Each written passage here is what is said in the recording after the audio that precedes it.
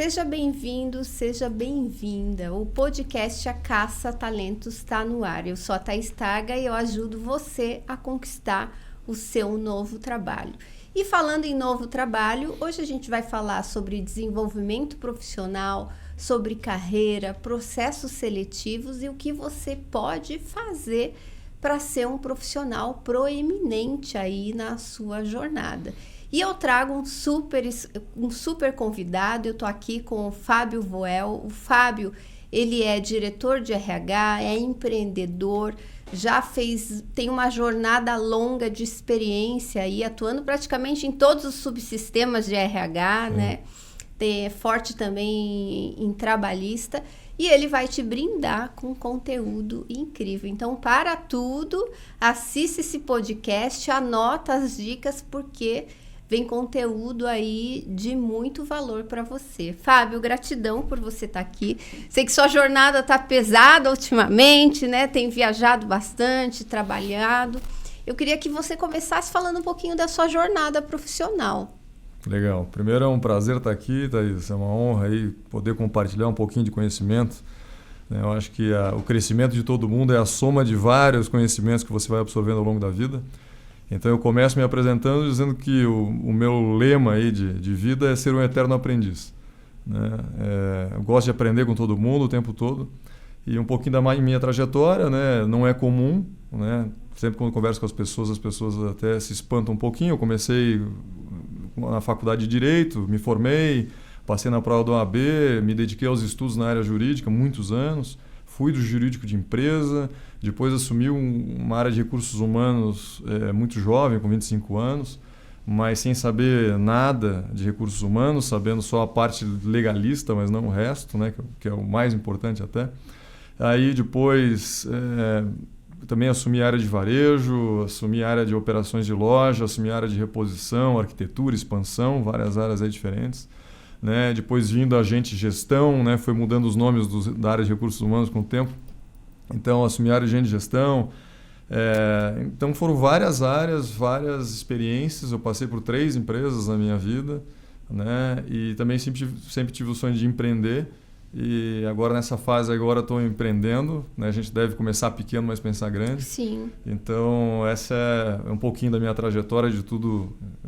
Na verdade, eu aprendi de tudo um pouco, mesmo áreas que eu desconhecia, né? Como varejo, a área de negócio em si. Eu sempre fui suporte, depois virei área de negócio.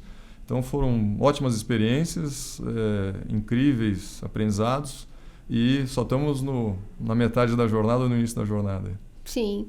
E na área de RH, qual foi seu principal desafio, assim, né? Não sei qual foi, assim, o maior aprendizado que você teve e o seu principal desafio nesses anos de carreira? Eu acho que eu sempre digo que eu fui um privilegiado, né? Por primeiro ter conhecido a área de recursos humanos, que é uma área que me encantou e me encanta, né? E o segundo ponto é que eu passei por empresas, só 3 empresas, mas empresas muito diferentes durante o período que eu passei lá, né? Na primeira empresa eu tive 9 anos e meio, então lá, além de assumir áreas diferentes, assumi um RH, foi a primeira vez que eu era um head de RH de uma empresa de 5 mil funcionários na época, com 25 anos. Nossa, deve ter sido um tremendo desafio. Foi porque a empresa também passava por uma dificuldade financeira, então era um clima nervoso, né? Não era um clima estável. Sim. Então, muitas mudanças, principalmente o desafio de... Quando eu entrei, eu trabalhava reportando a um dono, depois eu reportei executivos, depois voltei a reportar dono nesse período de 9 anos e meio, né? Então, diferentes áreas, aprendendo sempre, tendo que estudar sempre, sem parar, né? Então, na segunda empresa que eu fiquei 6 anos, eu também tive a experiência de reportar a um fundo de private equity, que era uma experiência diferente do que eu já tinha vivido. Também a dono, private equity, executivos. Então, né, realmente na mesma empresa foram várias empresas. E na última empresa também reportando aí a dono, né? Então, quando você me pergunta aí qual o principal desafio, né? O principal desafio, ao meu ver, na minha carreira de recursos humanos foi, primeiro, correr atrás do aprendizado, né? Conhecer profundamente a área para poder efetivamente gerar resultado para o negócio. Esse foi o principal desafio inicial. E também um outro desafio muito marcante foi se adaptar e ter a resiliência necessária, a adaptação necessária a diferentes líderes, né? Para quem já trabalhou com esses diferentes líderes que eu falei, seja dono, seja executivo ou private equity, tem perfis bastante diferentes que você tem que ter uma resiliência, tem que saber se adaptar. Então esse foi um grande desafio, um grande aprendizado também na área de recursos humanos, o que ajuda também na liderança da área de recursos humanos, né? Né? Uma coisa é o profissional de recursos humanos, o executivo que está lá reportando a essas pessoas, e outra coisa é ele disseminar isso aí para todos os níveis da cadeia da corporação. Então, talvez se eu fosse citar 2 exemplos simples, ou mais rápidos, seriam esses aí. Mas tem vários. Sim. E hoje, como que você está avaliando o mercado, principalmente, como que está o nível dos candidatos, dos profissionais, o que você tem, qual que é a sua visão do mercado de trabalho?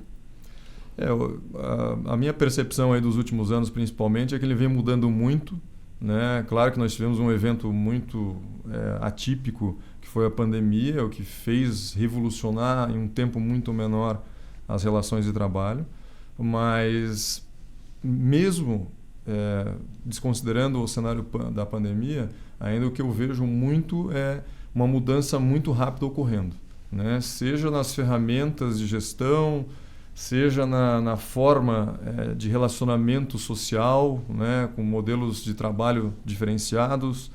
E os profissionais hoje que vêm para as posições, dependendo do nível, claro, você pega um C-level, você pega um nível de analista, você pega um nível de especialista, de coordenação, vem com outros desejos, vem com outros hábitos. Então, eu vejo que tem 2 dificuldades aí, né, que pegam. Uma é quem está recrutando também se adaptar a uma nova realidade, com novas demandas, com novos perfis, com novas formas de enxergar o mundo. E também quem está se candidatando, saber que você tem para todos os gostos, né? E, em termos de qualificação, eu sempre digo para todo mundo que eu converso, eu gosto de conversar com todas as pessoas, você tem que estudar sempre, você tem que se aprimorar sempre, você tem que buscar conhecimento sempre, você tem que ser curioso sempre. Você nunca vai estar perdendo com isso, né? Não há prejuízo em conhecer mais, em saber mais, seja de qual nível for. Se você é um estagiário, se você é um aprendiz, se você é um analista, se você é um CEO de empresa, não importa, né? Importa a sua fome de adquirir conhecimento, de aprender, de avançar, né? Então, candidatos qualificados, né? Mas o que eu diria, né, para todos que estejam nessa transição de mercado ou estejam buscando uma nova colocação se aprimorem. E se aprimorem não quer dizer, e não depende de grandes investimentos, não é isso, né? Hoje, principalmente com os meios modernos aí de ferramentas que temos, você de graça você pode se desenvolver, você não precisa investir dinheiro, você tem que investir tempo, né? Mas dinheiro não precisa. Então, em qualquer nível e classe social, você pode buscar conhecimento. E o outro lado é muito comportamental, né? O lado de ter a iniciativa de, né? A gente vê, convive com, como sempre existiu, gente mais proativa, gente menos proativa. Mas, de novo, mais uma dica, eu acho que é fundamental você buscar. Então, o primeiro requisito é ter o comportamento proativo, né? Se eu quero aprender, eu vou atrás de buscar aprender. Agora, né, se eu ficar na minha zona de conforto, realmente vai ficar mais difícil você se preparar para uma recolocação, para uma busca de emprego, que exige, né, uma tranquilidade, exige também um conhecimento, exige um preparo para aquela posição que está sendo colocada. Então, nós temos de tudo hoje, mas com uma geração vindo aí muito diferente. Muito diferente. E aí vai ocorrer necessariamente uma adaptação das empresas para com as pessoas para com as empresas, e eu ainda acho que não se encontrou e não vai se encontrar tão cedo esse equilíbrio perfeito, né? Acho que as relações humanas são muito dinâmicas. Em termos assim de competências comportamentais, de soft skills, o que um profissional hoje ele tem que desenvolver para ele ser um profissional que tenha uma alta performance, para que ele seja realmente um profissional disputado aí pelas empresas? Né, em cada opção que a gente tinha de desenvolvimento de pessoas aí nas empresas onde eu passei, o que eu percebo, isso independe de em fases da vida ou independe de idade, né? Mas basicamente cada vez mais resiliência, cada vez mais adaptação às mudanças, porque a única coisa que é certa é que você tem mudanças o tempo todo. Então a pessoa precisa se moldar à cultura da empresa, precisa se moldar às posições que ela quer, né, atingir. Então resiliência é uma, empatia é outra, fundamental. Você precisa ser uma pessoa relacionável, você precisa ser uma pessoa empática, né? Muitas vezes as vagas se definem não pela competência técnica, mas sim pela postura comportamental, pelos valores comportamentais, pelos valores de vários ângulos. Então, ser empático, ter resiliência, ter a proatividade de busca do conhecimento intrinsecamente e naturalmente é fundamental, né? Se você não tiver essa proatividade de o tempo todo estar buscando melhorar como pessoa, melhorar como profissional, melhorar em todos os sentidos da vida, você tem menos chances de uma recolocação, né, ou de atingir os seus objetivos de carreira. E falando assim da sua carreira, da sua jornada, né? O que fez com que você fosse um profissional que você assumiu liderança muito cedo, né? O que você acha que foi preponderante, assim? O que você tinha de especial que você teve uma jornada assim que você cresceu meteoricamente, né? O que você entregava? Como que você chegou até diretor de RH tão rápido? Assim, a primeira coisa é não se achar melhor que ninguém, né? Acho que a humildade é uma coisa essencial do ser humano. Na medida que você se coloca num patamar superior, você deixa de aprender. Sim, né? perfeito. Você acaba criando uma barreira, né? Uma coisa assim, eu não preciso mais aprender, ou aquela pessoa X ou Y não pode me ensinar nada. E aí é o maior erro que eu vejo em muitos casos. Seja no início de carreira, ou seja numa carreira já mais madura e mais desenvolvida, né? Então, onde eu aprendi, né? Eu acho que são várias as fontes de aprendizado que você tem na vida. Mas começa pela família, né? Graças a Deus eu tive aí um pai e uma mãe que me ensinaram muito, me deram muita base, né? Meu pai era empresário, minha mãe do lar, mas me deram muita base. Aprendi muito, né? As pessoas sempre me perguntam, mas será que vale a pena eu mandar o meu filho para o exército? E eu servi o exército, fui oficial fiz NPOR. Sério? Fiz NPOR, então eu fui eu sou segundo tenente da reserva, na verdade. Ficou quanto tempo no exército? Você tem um ano obrigatório e depois um estágio obrigatório de um mês, né? Então eu cumpri esse período aí, um ano e mais um mês de estágio obrigatório. Mas lá, você com 19 anos, você é obrigado a liderar. Você é treinado para liderar, né? Então, claro que o exército é um modelo mental, um modelo de liderança diferente. Mas imagina um adolescente, um adulto lá, bem jovem, de 19 anos, tendo que liderar pessoas sem ter a experiência para isso, né? Claro que... E ainda liderar até pessoas mais velhas, né? Porque no meu segundo ano no estágio probatório, você muitas vezes lidera lá um pelotão com 30 pessoas e você tem que liderar sargentos, que têm muito mais tempo e experiência que você. Você tem que liderar pessoas que estão no exército fazendo carreira, soldados, né? E assim por diante. Então ali foi um grande aprendizado nessa fase, né? Aprendizado de humildade, aprendizado de liderança, aprendizado de respeitar o conhecimento das pessoas mais experientes, embora você esteja em uma posição hierárquica superior a elas. Essa humildade, eu acho, esse senso de saber que você pode aprender com qualquer pessoa foi um legado importante que eu aprendi. Então o Exército foi uma grande escola. A outra escola foi os meus estágios voluntários. Eu fiz muito estágio voluntário na minha vida aí para aprender, né? E muitos dos meus amigos até criticavam, dizendo, nossa, está trabalhando sem receber nada. Graças a Deus eu tinha condição para fazer isso, né? Mas eu estava investindo em conhecimento, já que eu tinha uma condição que meu pai conseguia me dar.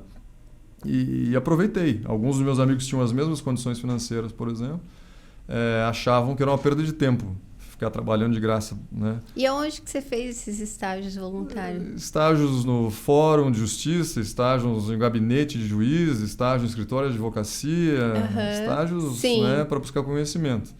E fora algumas viagens e tal para aprendizado.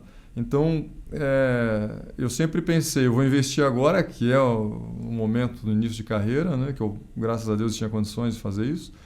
E enquanto meus amigos iam fazer seu lazer, né, se divertir, eu estava lá ralando. Sim. Estava ralando e muito, e muito. E levava muito a sério tudo que eu fiz, mesmo que um estágio de graça, ou seja, não remunerado, eu levava muito a sério como se fosse o maior emprego da minha vida, né? Então, e trabalhava horas e horas e horas assim para entregar o meu melhor sempre. Então, acho que a vida vai te trazendo experiências, né? Fui ocupando posições de liderança muito cedo. Acho que outro ponto importante aí na minha carreira foi sempre muito ligado a esportes. Eu acho que o esporte te ensina demais, né? Eu joguei vários esportes diferentes em competições de juvenis, né? Na época eu tinha até 16 anos. Mas aprendi demais com o esporte. Você aprende a lidar com a derrota. Você aprende a lidar com a dor da frustração de não ter feito o que devia fazer. Você aprende a se superar no limite psicológico, no limite físico.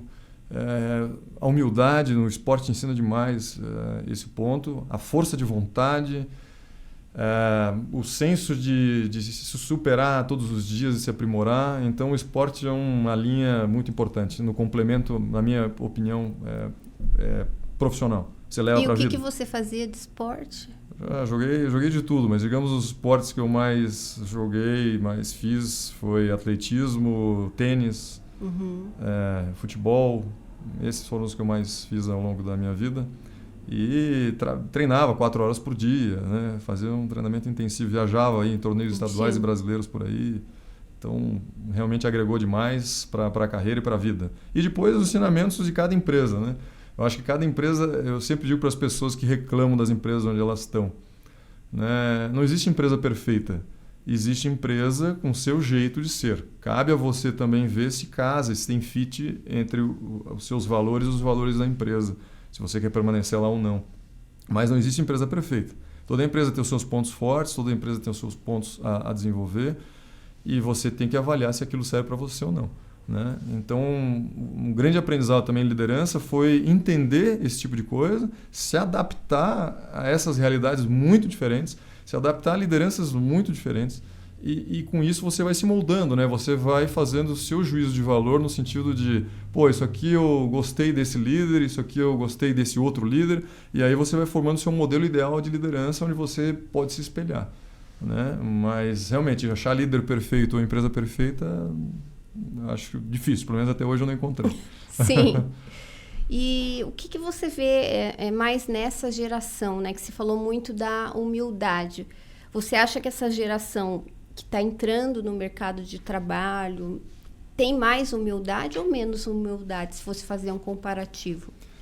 Eu sempre tenho muito cuidado, Thaís, em rotular gerações, Sim. né? Porque às vezes eu vejo muita discussão em cima de rotular gerações. A geração Z é assim, a geração Y é assado.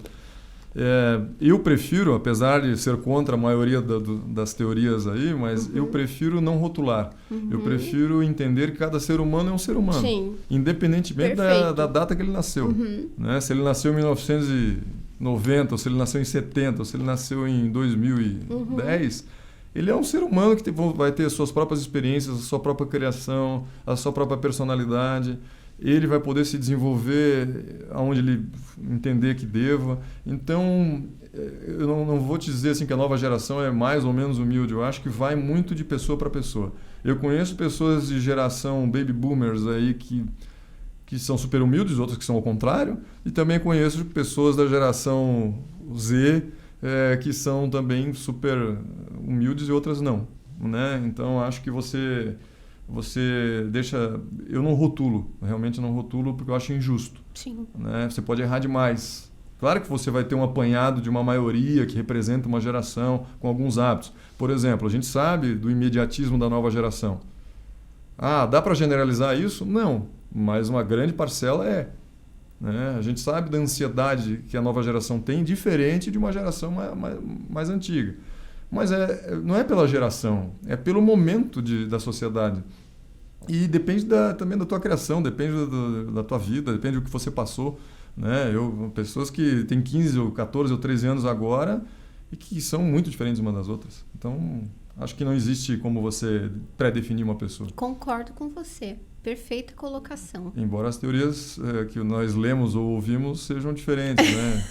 Tem a rotulação, se você é geração X, você é assim. Se você é geração Y, você é assim. Se você é, enfim, né? Sim. Não é bem assim, né? Não é bem assim. É verdade. E em termos de recolocação, né? Hoje, eu não sei se você já entrevistava muitos profissionais ou provavelmente sua equipe que fazia isso, né? Mas o que você sente que é a maior dificuldade, assim, de um profissional em se vender na entrevista, em mostrar o quão incrível ele é? Porque eu assessoro profissionais que estão em transição de carreira, estão num momento de recolocação, de desemprego, e que a gente, como consultora de carreira, a gente sabe quão incrível é aquele profissional, até porque a gente ajudou e fez o currículo dele. Mas às vezes chega no momento da entrevista, esse profissional dá uma travada, ou ele dá o melhor e mesmo assim ele não é contratado, né? A gente sabe que na hora da entrevista muita coisa acontece e às vezes não é nem o profissional mais competente que fica com a vaga, e sim aquele profissional que tem o melhor poder de comunicação.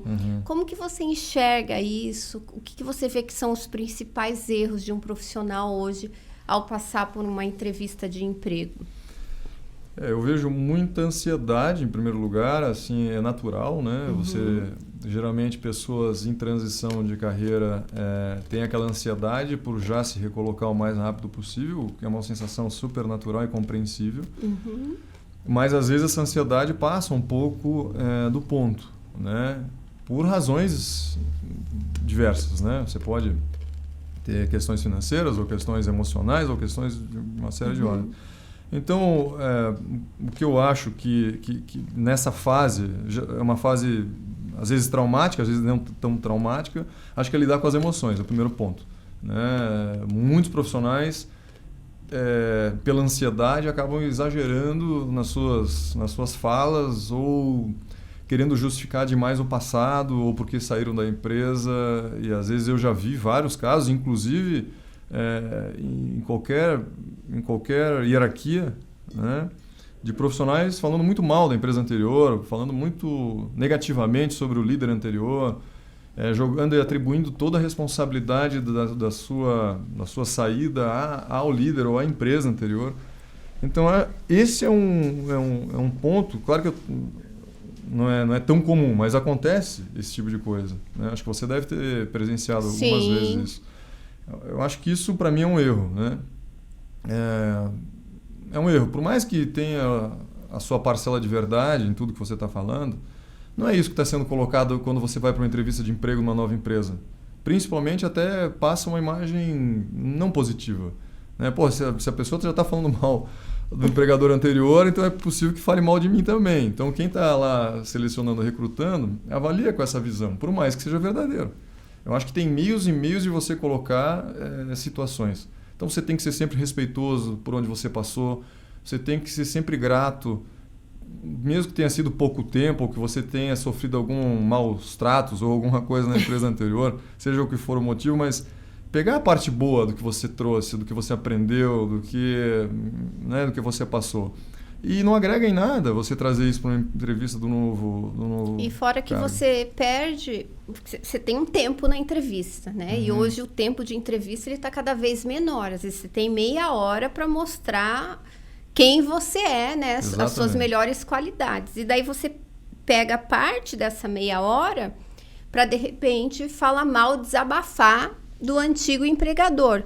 E muitas pessoas ainda não conseguem nem manter o distanciamento emocional. Então, na hora que ela vai falar os maus tratos ali, ela sofre novamente, baixa a energia, e eu já entrevistei até profissionais que choraram na entrevista.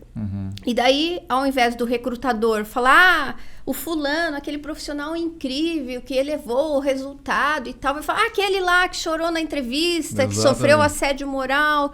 Então, perde a luz ali nas suas realizações, né? E fica ali, a luz vai para o seu sofrimento dentro daquela empresa. Então, isso realmente, eu oriento os meus clientes, a gente até faz treino, né? Que a gente faz entrevista simulada.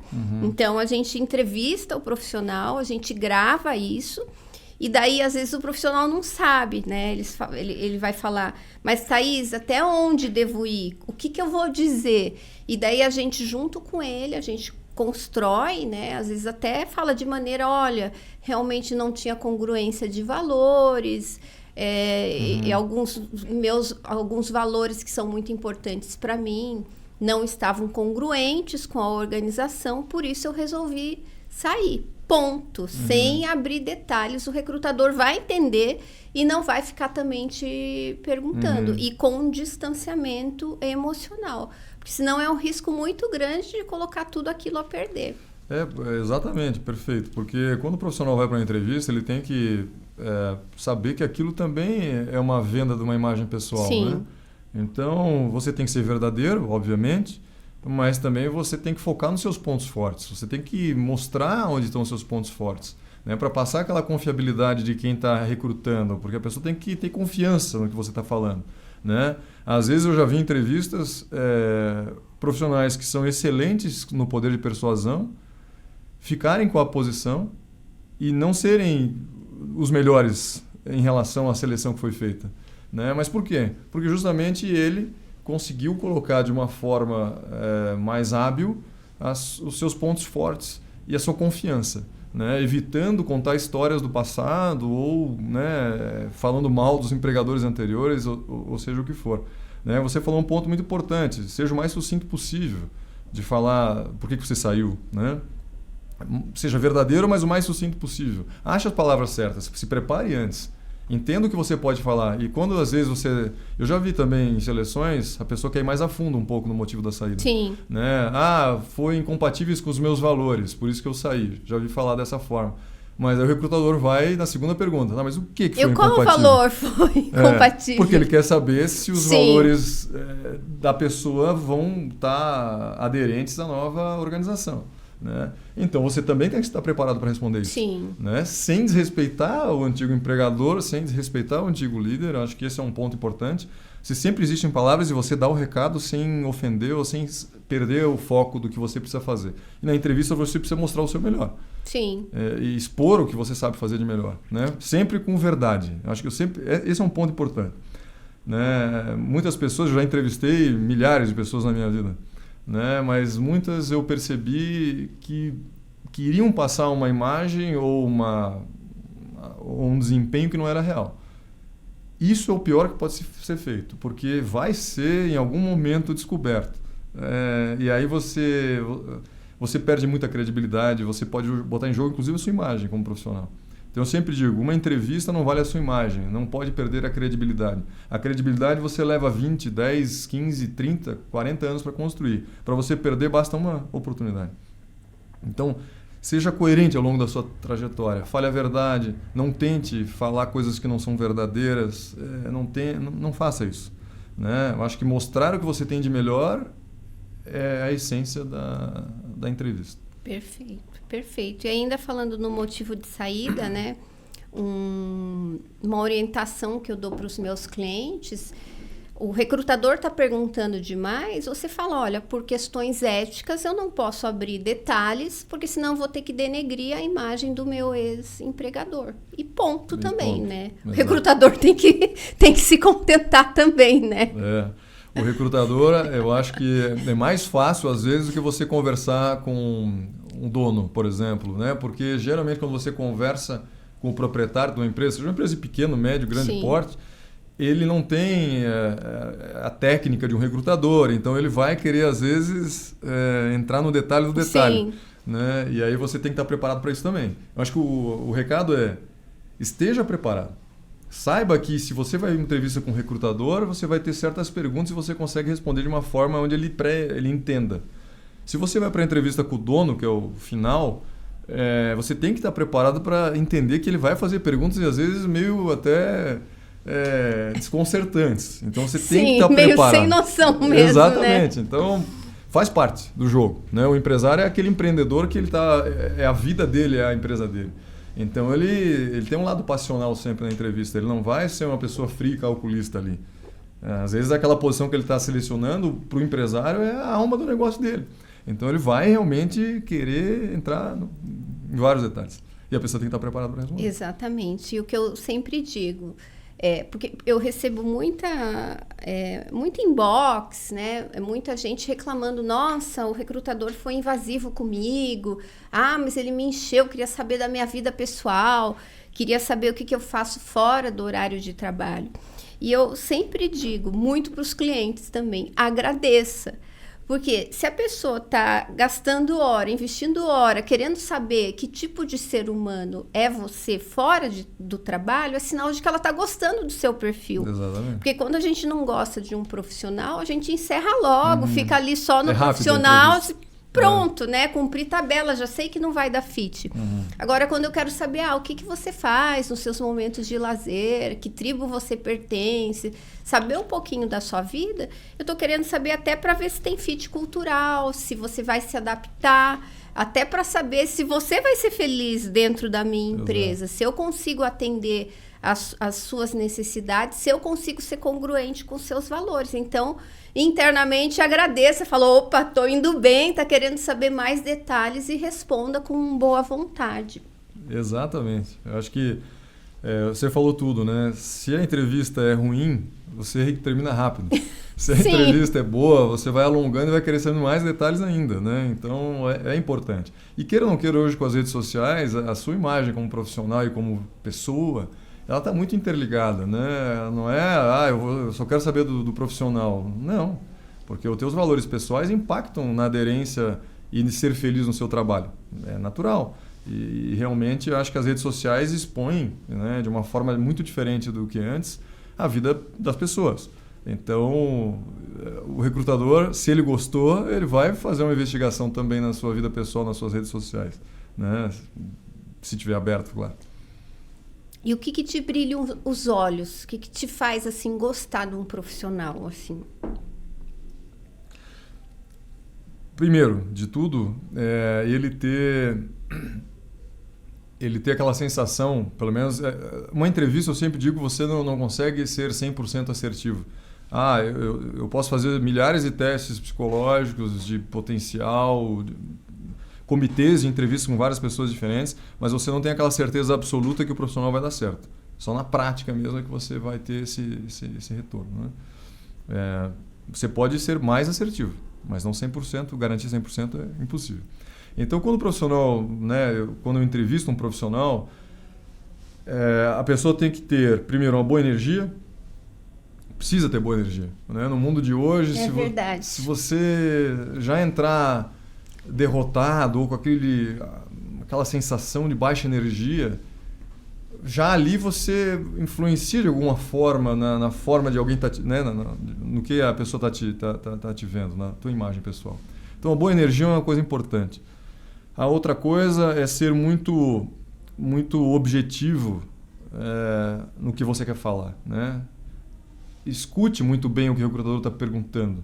Porque eu vejo muitas pessoas, quando você faz uma pergunta, a pessoa nem prestou atenção direito na sua pergunta, seja por nervosismo, por qualquer razão. Aí ela dá uma volta no espaço sideral em termos e não respondeu o que o recrutador está pedindo. Então, isso demonstra objetividade, né? E no mundo de hoje, cada pessoa tem o seu perfil, e dependendo da posição, obviamente, mas você precisa saber onde você quer chegar, você precisa ter claro na sua mente quais são os seus pontos fortes. Então, escute, né, o que o recrutador está perguntando e responda objetivamente e esteja preparado para responder isso aí, né? Eu acho que com a sua assessoria, por exemplo, você deve ensinar as pessoas a serem o mais objetivo possível, no sentido de, se você não sabe quais são os teus pontos fortes, como né, que é a principal arma que você tem para uma vaga, Sim. Como é que você vai conseguir aquela vaga? Então, você tem que estar na ponta da língua, se o seu recrutador te perguntar isso. né? Então, para mim, o que convence? Acho que um pensamento estruturado, claro que tudo depende da posição, né? Talvez eu esteja falando aqui das posições que eu entrevistei nos últimos tempos, a grande maioria era gerentes corporativos e tal, diretores, coordenadores e tal, mas pensamento estruturado, alta energia, empatia, objetividade, e você saber colocar o que você tem de melhor, para mim é o ponto de partida. Claro que a competência técnica você vai avaliar de outras formas, né?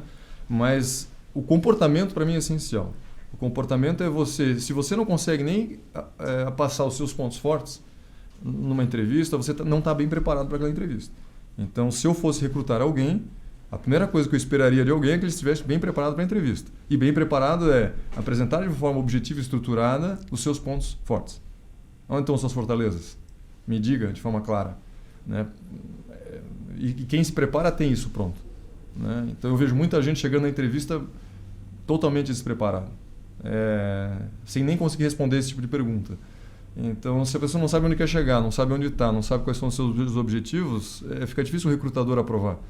Como é que eu vou aprovar alguém se a pessoa não se autoconhece ou se não sabe o que quer, né? Então, acho que inicialmente é isso. Claro que depois tem pré-requisitos técnicos fundamentais para cada posição, né? Você tem que sentir a qualificação para aquela posição, tem que ser atendida, então isso é pré-requisitos, e o resto vai ser definido por essas questões comportamentais aí.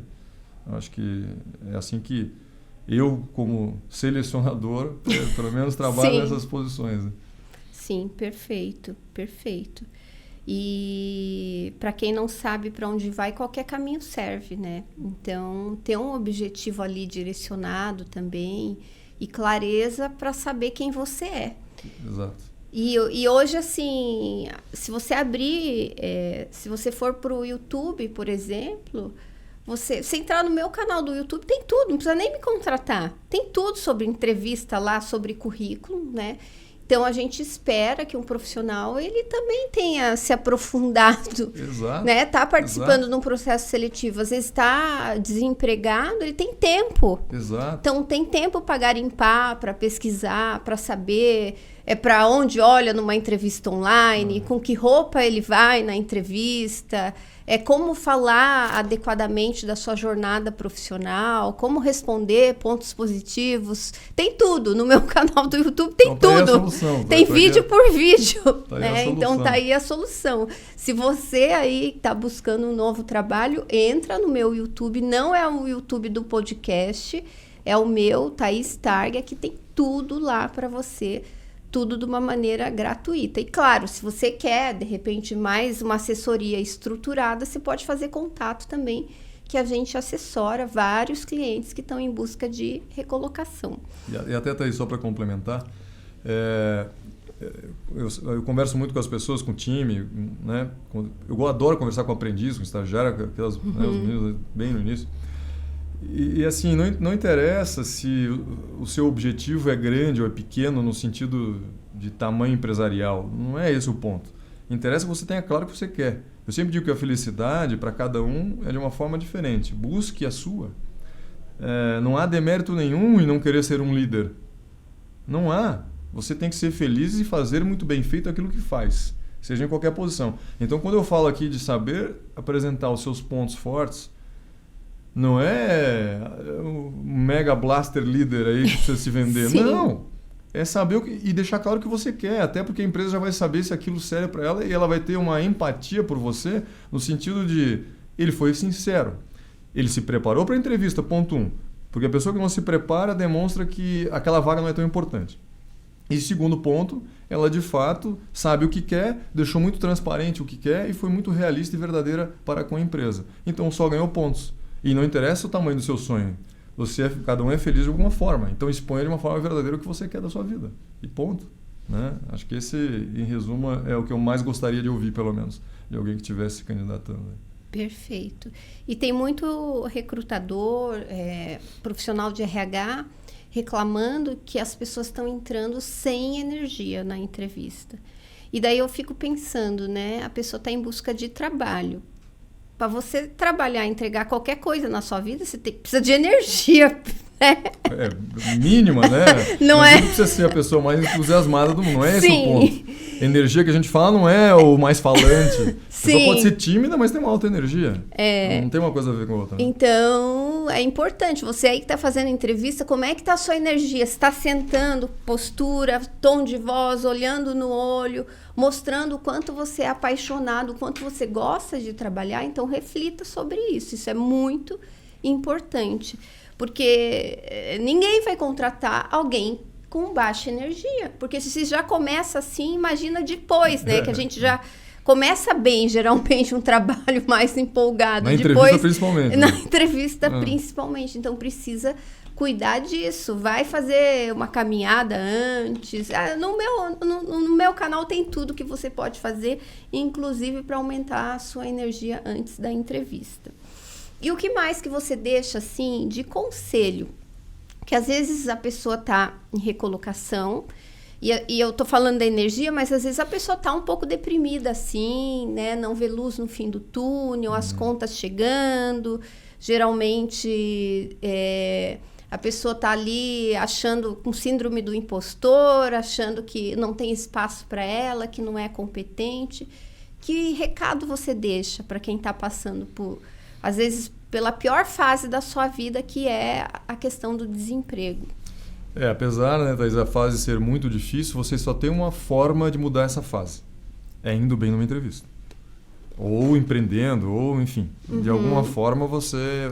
Mas se você for por um caminho da empregabilidade, você necessariamente a sua porta de entrada vai ser a entrevista. Então, por mais difícil que seja a sua fase, por mais difícil que seja o seu momento, por mais contas que estejam chegando na sua porta e batendo na porta, você tem que estar bem preparado para a entrevista e, infelizmente, você vai ter que se blindar com esse lado emocional para que na entrevista a sua energia esteja positiva. Como eu disse, não precisa ser o extrovertido. Cada pessoa é uma pessoa, mas o introvertido pode ter alta energia e assim por diante. Você tem que só ter uma postura, ter forma, saber quais são os seus pontos fortes, como eu já falei algumas vezes, mas infelizmente não dá para você ir para uma entrevista, por mais problemas que você tenha, que a única forma de você sair daquela situação que você está é indo bem na entrevista. Então, você vai ter que criar alguma forma, né? E para cada pessoa ter uma válvula de escape, não existe regra, né? Alguns fazem esporte, outros assistem filme, outros leem livros, enfim, cada pessoa tem uma forma, estão com a família. Mas você tem que achar a sua válvula de escape para descarregar aquela energia negativa, descarregar aquele sentimento negativo que tá assolando você e, de fato, ir para uma entrevista bem preparado e se mostrar bem. Porque é difícil uma empresa querer contratar quem não está energizado, né? Como você falou, se na entrevista a energia não aparece positiva, imagina quando entrar no trabalho. E não é o inverso, me dê o trabalho, depois eu te mostro minha energia positiva. Primeiro me mostre a sua energia para depois, né, você ganhar o trabalho. Então, acho que é por aí. Acho que por mais que a situação esteja muito difícil, você não tem como romantizar isso. Você tem que, de fato, enfrentar e ir bem na entrevista. E para isso você precisa criar válvulas de escape na sua vida pessoal para chegar bem nessa entrevista e se preparar bem, né? Perfeito, perfeito. Estamos chegando ao fim do nosso episódio. Eu sempre peço dicas de filme, livro. O que você indica? Não sei se você tem o costume de ler. O que você indica? Se tem algum livro de cabeceira, um livro para quem está buscando autodesenvolvimento? Cada um tem o seu jeito, o seu gosto, né? Para a leitura. Eu gosto muito de histórias reais, né? Não é que eu não goste muito, eu gosto da teoria. Gosto. Sim. Mas eu acho que nada mais prazeroso do que você aprender com histórias contadas por quem já passou e vivenciou certas situações. Então, as biografias aí de vários empreendedores aí que tiveram sucesso, né? Seja Abílio Diniz, seja O Sonho Grande, da turma lá do Lehman, que é um livro também espetacular que eu li, que eu gostei demais. Então, assim, tem até um livro que eu sou coautor aí também, que eu acho que interessante. Então pode que trazer. É RHs em Histórias Inspiradoras, né? Ele foi editado e lançado, está na 3ª edição agora. Que legal. Eu fiz parte da 1ª edição, né? Esse livro ele conta várias histórias resumidas dos profissionais que ocuparam posições de C-level ou CEOs, né, que chegaram lá, e como eles chegaram. Então, são várias pequenas histórias nesse livro, né, dos mais diversos segmentos, né? Tem profissionais da L'Oréal, tem profissionais de segmento de food service, segmento de vestuário, bancos e assim por diante. Então, como eu gosto de histórias reais, o que eu indicaria e que eu aprendi demais lendo isso são biografias de pessoas que você respeita, que você admira, né? Histórias de carreira reais, ouvir muito quem já passou por aquilo. Né? Por mais que não se encaixe perfeitamente no seu cenário, você sempre vai ter aqueles 10% que você consegue tirar e aproveitar. Né?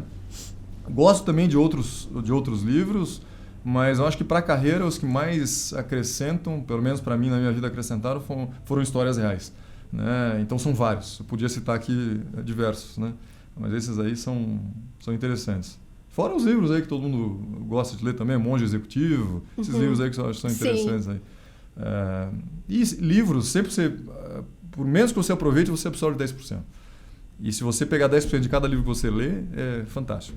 Tem filmes também muito interessantes. Sim. Não me lembro de cabeça aqui de nenhum, mas tudo que envolve liderança, tudo que envolve desenvolvimento de gente, né, eu gosto muito. Por isso que eu gostei da área de recursos humanos até hoje, fiquei e busquei me aprimorar nisso aí. Que legal. Bom, estamos chegando ao fim. Eu quero que você deixe seu comentário. Queria pedir para você também, deixe um filme, uma dica de um filme legal que você tenha assistido, inspirador, que agregou na sua vida, que eu vou adorar. Estou, inclusive, assistindo bastante filme ultimamente e quero que você me indique um filme aqui para a gente assistir. Gratidão, Fábio, pelo seu conteúdo, pela sua participação. Volte quando quiser, obrigada por tudo e um beijo para você que esteve até aqui e até o nosso próximo episódio. Tchau, tchau!